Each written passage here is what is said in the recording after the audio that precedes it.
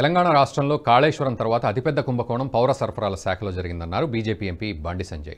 Rice మిల్లర్లతో Congress నాయకులు కుమ్మక్కై దోచుకుంటున్నారని ఆరోపించారు. గత బీఆర్ఎస్ ప్రభుత్వం మాదిరిగానే కాంగ్రెస్ ప్రభుత్వం కూడా అక్రమాలకు పాల్పడుతోందని విమర్శించారు. పౌర సరఫరాల శాఖ నష్టాల్లో ఎందుకు ఉందో కూడా చెప్పాలని డిమాండ్ చేశారు బండి సంజయ్. నాయకులు బీఆర్ఎస్ పార్టీ ఏ విధంగా అక్రమాలు పాల్పడ్డదో, ఏ విధంగా కేసీఆర్ కుటుంబం అక్రమాలు పాల్పడి వేల కోట్లు సంపాదించిందో, కాంగ్రెస్ పార్టీ నాయకులు వేల కోట్లు చంపుతున్నారు, ఢిల్లీకి పంపుతున్నారు. పైసలు వాళ్ళు చంపుతున్నారు, ఢిల్లీకి పంపుతున్నారు. కేసీఆర్ కూడా ఎవరికి అవకాశం లేదు, వాళ్ళని చంపుడు మొదలుపెట్టారు. దీని మీద విచారణ జరగాలి. ఈ నష్టాల కారణమైంది, నష్టాల కారకులు ఎవరు, ఏ విధంగా నష్టం జరిగింది. నేను చెప్తున్నా, కాళేశ్వరం స్కామ్ తర్వాత అతిపెద్ద స్కామ్ ఇదే. పేపర్లలో కథనాలు వస్తాయి, టీవీలలో స్టోరీస్ వస్తాయి.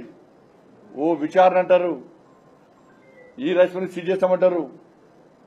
ఏం లేదు, కొండ దవ్వి ఎలికని కూడా పట్టారు. వీళ్ళు ఎందుకు చర్యలు తీసుకుంటున్నారు? మీరు అరెస్టులు చేస్తున్నారు, మీకు అడ్డం వచ్చారు కదా, ఎందుకు ఆలస్యం అవుతుంది? ఎవరు ఒత్తుడినారు మీ మీద? ఉత్తమ్ కుమార్ రెడ్డి గారి మీద నాకైతే నమ్మకం ఉంది. కత్తి తీస్తలేడు, కత్తిగా బయట చేయలే అన్నమా అన్నాడు. కత్తి తీస్తే యుద్ధం స్టార్ట్ చేస్తే తొందర దియా, నా కత్తి దియే. కత్తి తీసి తింపుడు స్టార్ట్ అయ్యి, తింపుడు అంటే పట్టే దింపకియ, గట్టే దింపుడు స్టార్ట్ అయ్యి, దీనిలో కుంభకోణాలు బయటకు వస్తాయి. మంచి పేరు వస్తుంది నీకు. రైతులందరికీ పాలాభిషేకాలు చేస్తారు, గ్యారంటీ పాలాభిషేకాలు చేస్తారు.